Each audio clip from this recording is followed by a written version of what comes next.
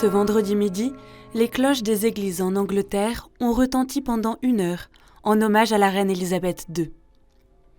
L'émotion est vive dans tout le pays depuis l'annonce de son décès le 8 septembre par Buckingham Palace. À l'annonce du décès de la chef de l'église anglicane, le pape a présenté ses condoléances au nouveau roi Charles III. Profondément attristé, il a rendu hommage à la reine Élisabeth, à sa vie de service ininterrompu pour le bien de la nation et du Commonwealth, son exemple de dévouement au devoir et son témoignage inébranlable de foi en Jésus-Christ. Partout en Angleterre et dans le monde, les réactions ont été nombreuses.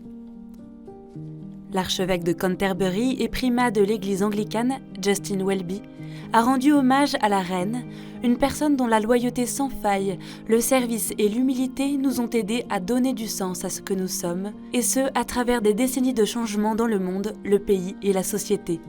Et ce vendredi matin, l'église d'Angleterre a envoyé une prière dans toutes les écoles. Loving God, our Queen has died and people are sad.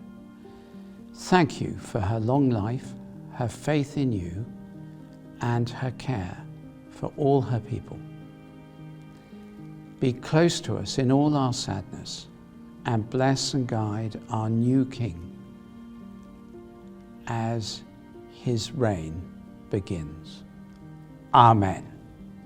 Le cardinal Nichols, archevêque de Westminster, président de la conférence des évêques catholiques d'Angleterre et du Pays de Galles, a rendu grâce pour le cadeau qu'a été la vie de la reine Élisabeth II au monde. Cette foi, si souvent et si éloquemment proclamée dans ses messages publics, a été une source d'inspiration pour moi, et je suis sûre pour beaucoup, a-t-il confié.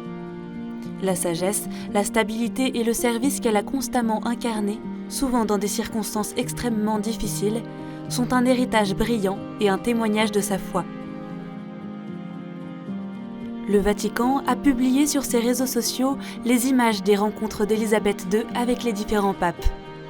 En 70 ans de règne, la chef de l'église anglicane a connu 7 papes et en a rencontré 5.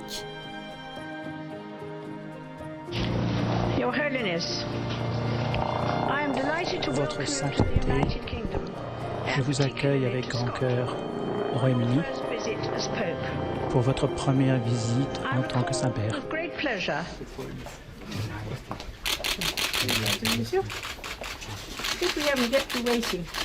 À chaque Noël, la reine Élisabeth donnait rendez-vous à l'Angleterre et ses traditionnels Christmas Messages publiés par la famille royale témoignaient de sa foi vivante dans le Christ.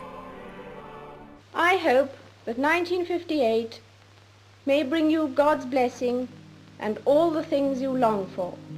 We are celebrating a birthday, the birthday of a child born nearly 2,000 years ago, who grew up and lived for only about 30 years. That one person, by his example and by his revelation of the good which is in us all, has made an enormous difference to the lives of people who have come to understand his teaching. His simple message of love has been turning the world upside down ever since. To many of us, our beliefs are of fundamental importance. For me, the teachings of Christ and my own personal accountability before God provide a framework in which I try to lead my life. I, like so many of you, have drawn great comfort in difficult times from Christ's words and example.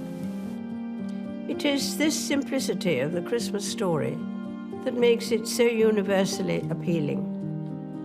Simple happenings that form the starting point of the life of Jesus, a man whose teachings have been handed down from generation to generation and have been the bedrock of my faith. Depuis ce jeudi 8 septembre, l'Angleterre pleure sa reine et ses sujets viennent nombreux lui rendre hommage.